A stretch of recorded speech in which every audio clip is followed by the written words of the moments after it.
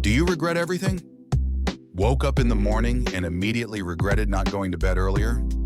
Bought an expensive item that you hardly use and now you feel stupid? I remembered an awkward moment from 5 years ago at exactly 3 a.m. and my brain decided it's high time to replay it again. Don't worry, we'll fix it today. Why are we so fixated on regret? The brain is designed in such a way that it always looks for negativity. Sometimes the day goes well, but suddenly the brain decides to check, is everything really okay?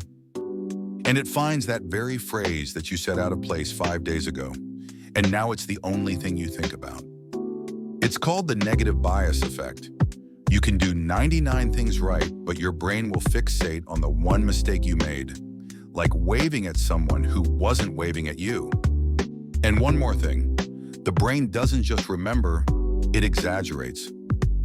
That awkward situation you keep thinking about probably wasn't that bad. Maybe you just flubbed your speech a little at a meeting, and in your head it sounds like the failure of the century.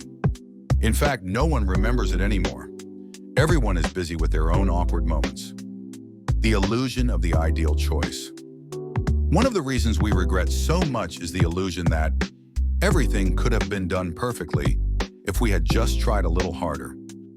But the truth is that we make decisions based on what we knew and felt at the time, not from the perspective of an omniscient version of ourselves in the future.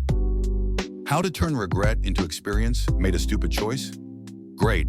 Now you have information on how to do better next time. That's how life works. Spend a ton of money on something you don't need? Now you know. Think about how you'll use it before you buy it.